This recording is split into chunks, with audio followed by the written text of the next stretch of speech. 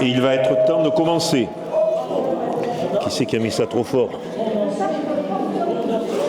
Il va être temps de commencer à baisser le micro. Bien, il reste encore quelques places assises et il y a des chaises encore dans les bacs. Donc on doit pouvoir donner un siège à tout le monde.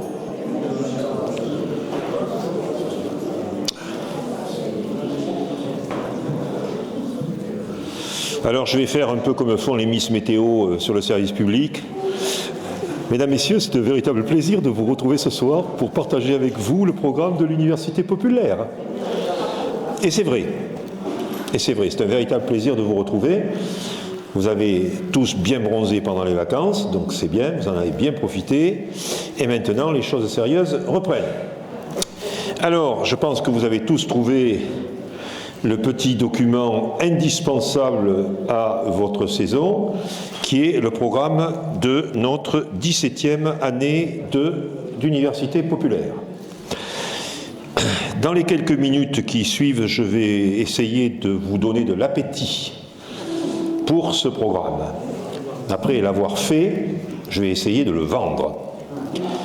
Le faire, c'est un grand plaisir parce qu'il y a une nouveauté, et le vendre, c'est encore mieux parce que c'est quand même d'assurer à ceux qui viendront bénévolement partager leur savoir avec nous qu'il y aura des gens pour les écouter, parce qu'on est quand même très heureux que le public soit présent. Alors, cette 17e saison, qui commence ce soir par un format un peu inédit, nous avons décidé, lors d'un de nos innombrables brainstorming de l'association, nous avions décidé d'essayer de changer un petit peu la formule de la séance inaugurale, qui depuis très longtemps, enfin depuis toujours d'ailleurs, était une conférence de rentrée. Eh bien cette année, ce sera une espèce de table ronde dont je vous présenterai le contenu précis tout à l'heure. Mais ce ne sera pas une conférence, on va rentrer en douceur dans l'univers du savoir. Alors, notre saison commencera donc la semaine prochaine par un sujet d'actualité, je peux dire, dont on parle régulièrement. C'est le devenir de ce bateau qu'on appelle l'Hermione et qui aujourd'hui est dans une situation, vous le savez, assez catastrophique, puisqu'il est à Bayonne, attaqué par des parasites qui rongent le bois parce qu'ils avaient construit le bateau sans traiter le bois, donc c'est quand même assez fort. Et on ne sait pas, mais les probabilités ne sont pas bonnes, on ne sait pas s'il reflottera jamais ou s'il ira finir sa vie à Rochefort comme pièce de musée. Alors, on aura donc une personne très autorisée de l'association qui viendra nous en parler. De l'Hermione, nous passerons ensuite à Frédéric Chopin. Alors là, ça fait partie des grandes habituées de notre université populaire. Michel Lopiteau d'Orfeuille, qui a écrit déjà de nombreux livres sur des grands compositeurs, sort cette année son Chopin. Et donc, elle viendra nous parler de Chopin. Et comme d'habitude avec Michel, la conférence sera abondamment illustrée d'extraits musicaux de grande qualité, puisqu'elle a effectivement toutes les compétences pour cela. Et elle racontera tout un tas d'anecdotes. Je n'en doute pas. Le principal problème étant de lui expliquer que les conférences ont une fin. C'est tout. Mais bon, oui. Une nouveauté sur cette conférence. Elle se tiendra au lycée des Iris, parce que c'est un jeudi, que le jeudi, cette salle ici n'est pas disponible pour l'université populaire. Donc nous essayons de créer des liens avec justement les lycées, et ça sera la première cette année au lycée des Iris. Voilà, alors le lycée des Iris, c'est pas loin du tout, hein, c'est à 300 ou 400 mètres d'ici. Et donc, en se pointant à l'entrée du lycée, vous serez envoyé vers l'auditorium où aura lieu la conférence. Bon, c'est la seule de l'année, parce que Michel est la seule qui intervient le jeudi, pour des raisons de direction de chœur qu'elle a le mardi. Bon, ensuite, nous avons dans ce programme, nous avons ce que j'appelle les masses de granit, en référence à notre Napoléon, c'est-à-dire les habitués, ceux que vous venez voir chaque année. Et donc le 4 novembre, ça sera la géopolitique de Gérard Clément sur le Japon. Donc là, ça sera effectivement quelque chose d'illustré et de très souvent très pertinent. Le 18 novembre, ça sera intéressant parce que ça va nous changer un petit peu. On va traverser les Pyrénées à vélo. Avec l'auteur d'un livre autour de cette balade, voilà, Pierre-Nicolas Marquez. Donc, alors là, ça ne sera pas une conférence, il a préféré que je l'interviewe. Donc, on discutera ensemble sur sa traversée à vélo et vous pourrez ensuite lui poser tout un tas de questions. C'est un garçon éminemment dynamique et sympathique. En décembre, alors on introduit une nouveauté, c'est une conférence scientifique sur la génétique et les migrations. Qui est un sujet évidemment non pas brûlant d'actualité, puisque depuis que les hommes existent, ils bougent, depuis qu'ils bougent, ils se mélangent, depuis qu'ils se mélangent, la génétique emporte les traces. Donc voilà, donc nous parlerons de ça avec quelqu'un qui a déjà l'habitude de travailler là-dessus, qui est un ancien médecin et conférencier. Décembre, c'est traditionnellement le mois de la photographie à l'Université populaire, et donc nous accueillerons à nouveau Claude Pitot, professeur de photographie, qui chaque année nous fait découvrir avec bonheur des grands artistes de la photographie. Et cette fois-ci, ce sera donc sur l'esthétique photographique, sur le jeu de l'ombre et de la lumière. Une fois la dinde consommée et les étrennes reçues et les mauvais cadeaux revendus sur le bon coin, vous ne le faites pas? D'accord. Le 6 janvier, il sera temps de retrouver un autre de nos piliers, sans que ce soit péjoratif évidemment, Denis Favennec, que vous verrez tout à l'heure ici, qui viendra nous parler d'histoire de l'art, comme chaque année depuis le début, puisque c'est un historique. Et donc cette année, nous aurons une histoire du paysage dans la peinture, vaste programme, et une histoire du portrait dans la peinture. Donc je pense que nous n'allons pas manquer d'illustrations diverses, et comme d'habitude avec Denis, d'anecdotes fouillées, multiples et jamais ennuyeuses. Les sciences économiques, nous avons inauguré une collaboration avec Mathieu Clément, professeur des universités. Cette année, il nous parlera de quelque chose qu'on ne pense pas étudier éventuellement en économie, l'approche économique de la violence et du crime. Les portées et les limites de l'étude économique sur cet univers de violence et du crime. Alors la criminalité, oui, évidemment, il y a une économie parallèle, d'accord, mais il y a d'autres façons de l'étudier et il nous la fera découvrir.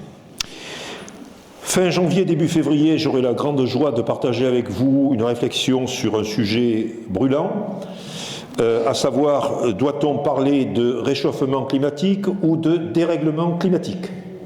Et donc, en 2 conférences abondamment illustrées, je vous dirai quel est le bon usage qu'il faut faire de ces vocabulaires, ce qui évidemment est très souvent mal fait, notamment dans les médias. Alors, ensuite, on va s'intéresser à un personnage qui a eu son heure de gloire à la télévision française, je me souviens quand j'étais gosse, et qui est une espèce de héros sombre, c'est Vidocq. François Vidocq, ancien truand devenu chef de la police. Eh bien, notre ami Bernard Daguerre viendra nous présenter 2 conférences sur Vidocq. La première sur sa formidable vie, qui est déjà elle-même une aventure, et puis la deuxième sur ce que l'on a fait de sa vie, Vidocq étant devenu un personnage de littérature et de cinéma. Donc nous aurons les deux aspects, la vie et la mise en fiction de la vie de François Vidocq. Le 10 mars, on continuera avec la littérature, mais cette fois-ci, quelque chose, je pense que beaucoup d'entre vous découvriront, en tout cas moi je l'ai découvert, Delphine de Girardin et l'invention de la chronique parisienne par Philippe Baudor. Depuis quelques années, et c'est justice, on redonne enfin aux femmes la place qu'elles avaient dans les différents domaines artistiques. Et on se rend compte que dans le journalisme, elles ont joué un rôle important qui n'a pas toujours été mis en avant, loin de là, puisque souvent elles étaient les petites mains et c'était les hommes qui récupéraient les lauriers. Et là, vous verrez donc comment est né ce qu'on appelle aujourd'hui les chroniques qui sont de différentes choses, et là dans la presse parisienne, avec Philippe Baudor, grand spécialiste de littérature. Conférence locale. avec Franck Lafossa, qui l'an dernier nous avait gratifié une très très belle conférence sur le rapt territorial que Bordeaux avait fait sur l'Ormont. Et bien là, c'est encore plus spectaculaire, jusqu'où ira cet homme. 1869, et le port et la Garonne prennent feu. Effectivement, un grand incendie ravage le port, et donc il nous faudra vivre cette soirée et cette journée exceptionnelle. Voilà. Et je profite pour dire que Franck Lafossa est là en tant que partenaire des Amis du Vieux-Lormont, association patrimoniale avec laquelle nous avons de très bonnes relations. Histoire locale, toujours, histoire et géographie locale, je peux dire, avec Jean-Paul Grasset, que vous verrez aussi tout à l'heure, sur une question qu'on ne peut pas éviter si on habite Bordeaux ou Lormont, ou Senon. Bordeaux, rive droite, rive gauche, amour, des origines à nos jours. Ouais, quand on est sur la rive droite et qu'on descend à Bordeaux, forcément, on peut avoir droit à des questions ou des remarques, puisque une grande partie des Bordelais pur jus ignorent totalement ce qu'est la rive droite. Jean-Paul nous entretiendra de cette opposition avec son regard d'historien. Nous aurons, comme nous avons eu plusieurs fois depuis le début de l'université, le 31 mars, notre table ronde interreligieuse, réunissant donc 4 spécialistes, autour d'une question qui paraît anodine comme ça, mais qui ne l'est pas, les religions et le corps. Et dans le corps, vous pouvez mettre beaucoup de choses. Hein. Donc, je ne doute pas que des sujets brûlants d'actualité seront abordés. Donc, 4 personnes représentant les grandes confessions monothéistes de notre pays. Ensuite, on voyage. On va s'attaquer à un mythe très, très populaire, comme tous les mythes souvent très déformés, qui est le mythe de l'Andalousie médiévale. Avec Dany Urbain-Landreau, nous aurons 2 conférences pour voir un petit peu ce qu'il en est de la réalité de ce que fut l'Andalousie dans le Moyen-Âge. Était-ce cet Éden idyllique où cohabitaient sans aucun nuage les Juifs, les musulmans et les chrétiens, ou cela a-t-il été embelli et faudrait-il revenir à un peu plus de réalisme? Voilà, 2 conférences à ne pas rater pour éviter de colporter des clichés faux, pour ne pas dire, comme M. Trump, des vérités alternatives. Formidable formule. Hein. Bon. Le 5 et le 12 mai, nous découvrirons ensemble la vie d'un peintre bordelais qui s'appelle Albert Marquet, et ce sera présenté par Éric Bonhomme, historien émérite, conférencier aussi, habitué évidemment de notre université populaire, avec lequel j'ai eu le plaisir et la joie de travailler pendant des années. Voilà, et donc à la fois de la peinture et de l'histoire, et toujours ancré dans notre terroir girondin. On repassera par l'Afrique du Sud pour la présentation de la géopolitique de ce grand pays, que je crois les Européens ne mesurent pas à sa juste grandeur. Hein. Ce pays est un très grand pays au point de vue à la fois démographique, économique, et aussi pour son rôle en Afrique. Donc nous aurons une présentation de la géopolitique de l'Afrique du Sud. Ensuite, on s'attaquera à un problème épineux, je pense que vous y avez tous été confrontés un jour ou l'autre, c'est quand le roman fait son cinéma. Autrement dit, qu'advient-il des adaptations de livres que nous avons aimés quand on les transpose au cinéma? Et pour ce faire, Martine Courbin, professeure de lettres honoraire, nous expliquera un certain nombre de choses qui pourront peut-être nous aider à comprendre pourquoi parfois nous sommes déçus, parfois pas, lorsqu'il y a des adaptations littéraires. Le 2 juin, on parlera de cinéma avec Yves Pedrono, qui lui aussi est un fidèle, et on s'intéressera cette fois-ci à un personnage typique du cinéma américain, le loser. Alors le loser, c'est un terme anglo-saxon. Nous, en argot, les gens, ils appelaient ça le schkoumounard. Vous voyez, le schkoumounard, celui qui marche sur la seule crotte de chien qu'il y a sur le trottoir quand il n'y en a pas ailleurs, etc. Voilà, donc dans le cinéma américain, il y en a des magnifiques, hein. Il y en a des magnifiques dans des grands films mythiques où vous avez des gens, bon voilà, en particulier dans les films de Tarantino, vous avez des personnages de losers absolument extraordinaires. Le 9 et le 16 juin, ce sera l'occasion peut-être là aussi, d'acquérir des connaissances réelles et non pas des clichés faux sur la décroissance. Vous savez qu'il y a toute une école économique qui travaille sur la décroissance ou la croissance zéro, qui est déjà une forme de décroissance. Et vous savez aussi, pour l'avoir entendu, je pense à quel point le discours dominant se moque de ces gens et parle à chaque fois qu'on parle de décroissance, de retour à l'âge des cavernes, de retour à la bougie, etc., etc. Bien, nous aurons la chance d'avoir un doctorant en sciences économiques que m'a conseillé Mathieu Clément, qui viendra nous parler économiquement parlant de ce que cela signifie pendant 2 conférences.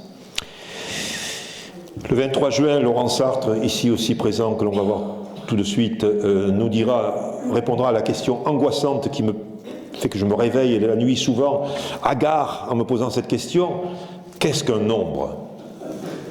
Ça vous le fait vous aussi? Ah oui, moi je me réveille quelquefois, heureusement Laurent tu vas répondre, parce que ça va me permettre de dormir tranquille. Et puis nous terminerons le 30 juin, je vous signale que quand même on ne pouvait pas aller plus loin parce qu'après on était taxé. Histoire contemporaine, on retrouvera Jean-Paul Grasset qui nous parlera d'une famille féodale de Guyenne locale, les Montferrand. Donc on terminera par une note locale. Et tout ça, ça fait une excellente saison que je ne peux que vous inviter à venir écouter de la première à la dernière séance. On n'a pas encore mis au point des tickets d'assiduité, mais on y songe. Avec une bourriche à la fin, avec un cochon vivant, quelque chose comme ça, je pense que ça serait bien. Ça serait bien. Bon, la présentation étant achevée, mon vice-président lève la main, j'ai dû oublier quelque chose. Oui. Il a oublié l'essentiel de la soirée des adhérents. Ah oui, mais on avait dit que c'était secret, qu'on n'en parlait pas, parce qu'il y a peut-être ici des malheureux qui ne sont pas adhérents. Et oui, alors il faut... Bon, tant pis, maintenant, il a inventé le lièvre. Tous les ans, depuis quelques années, nous faisons une soirée réservée aux adhérents. Mais évidemment, si vous n'avez pas adhéré, c'est fini. Et il faut vous dire que cette soirée est exceptionnelle chaque année, et elle est de plus en plus exceptionnelle. Cette année, ça atteindra des niveaux qu'on aura du mal à tenir les autres années.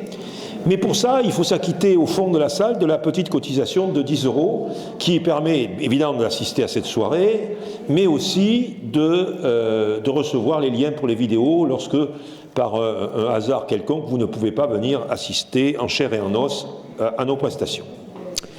Est-ce que j'ai encore oublié quelque chose, mes vice-présidents? Ils sont gentils avec moi, vous voyez, c'est bon. Merci. Bon, alors maintenant, que va-t-il se passer? Maintenant, je vais appeler 3 de mes camarades dont j'ai déjà parlé, et on va faire une petite prestation ensemble. Mais avant, évidemment, je ne lui ai pas donné la parole puisqu'elle n'est pas vice-présidente, elle n'est que trésorière. Donc ici, il y a un sens de la hiérarchie. Je vais passer un petit peu le micro à ma trésorière parce que je crois qu'elle a quelque chose d'important à nous dire sur une activité connexe de l'université populaire. Voilà. Merci Président, bonsoir à tous. Bien, en marge donc de l'université, enfin des conférences qui ont lieu le mardi, nous sommes en partenariat avec la manufacture l'ex-manufacture de chaussures, qui est une salle de spectacle qui propose des spectacles, bien entendu, de danse contemporaine. Il nous est donc proposé pas mal de spectacles, toujours de danse contemporaine, mais quand on parle de danse contemporaine, c'est un terme générique, il y a plein de choses qui rentrent dans ce terme. Donc, cette année, nous avons pu avoir nous aurons la possibilité de voir 10 spectacles, et je précise, ce sont des spectacles qui sont à tarif préférentiel, et qui sont quand on dit préférentiel, c'est vraiment préférentiel. Voilà, donc écoutez, je vous invite, si vous êtes un tantinet curieux, je vous invite à découvrir cette forme d'art, parce que la danse contemporaine ne doit pas faire peur, il faut la décrypter, mais il faut l'apprécier aussi à sa juste valeur.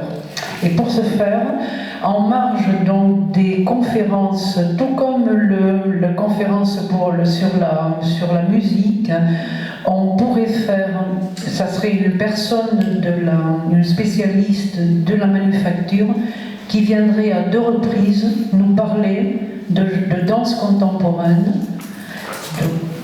qu'est-ce qu'est la danse contemporaine, comment elle est née, où elle a né, parce que vous pouvez bien vous imaginer qu'il y a des courants, de multiples courants, il y a de grands chorégraphes, des chorégraphes un petit peu moins connus. Et elle présenterait également des spectacles, enfin ce sont des films, des morceaux de ballet contemporain. Ça serait sur 2 séances. Une séance très vite, là, dans l'année, et une séance début 2026. Et je disais donc, ça serait en marge de la programmation actuelle, puisque ça ne peut pas se passer le mardi, puisque tous les mardis étaient pris, ça pourrait se passer au jeudi, ou un jeudi, ou un mercredi, ou un vendredi. Bon, ça sera par rapport à la disponibilité de l'intervenante. Voilà, mais je vous invite, j'ai réservé 10 places. 10 places, parce que l'année dernière, nous étions 8, d'accord ? Ce sont des places, ceux qui, cette année, les lieux qui nous recevront, ça pourrait être le Rocher de Palmer, le Globe Théâtre, l'OARA, le TNBA. Donc ce sont des lieux quand même qui sont très faits pour la danse contemporaine. Donc je vous invite, alors à la fin de tout, je vous invite à venir me voir. Moi je reste là, bien sûr, je vous donnerai plus de renseignements sur les théâtres, sur les spectacles, sur les pièces chorégraphiques. Et je vous demanderai peut-être aussi de prendre contact, parce que moi je vais être absente pendant 3 semaines, de prendre contact avec mon copain et collègue et tout, Jean-Marc Courbin, qui est au fond de la salle, qui se cache, et voilà, qui fera le lien entre justement vous et la manufacture, puisque je vous dis que je suis absente pendant 3 semaines au mois d'octobre. Voilà, donc j'espère que je vous ai suffisamment attiré pour que vous soyez intéressés par cette activité qui, croyez-moi, est aussi une activité, peut-être nouvelle pour vous, pour certains d'entre vous, mais qui mérite le détour. Voilà, mon cher président. Merci. Merci, ma trésorière préférée et permanente, puisque pour le moment, la permanence dure. Alors maintenant, je vous explique. Je vais appeler successivement des brillants intervenants qui vont nous rejoindre sur la scène. Donc j'appelle Laurent Sartre, notre spécialiste de sciences. Je l'invite à prendre place.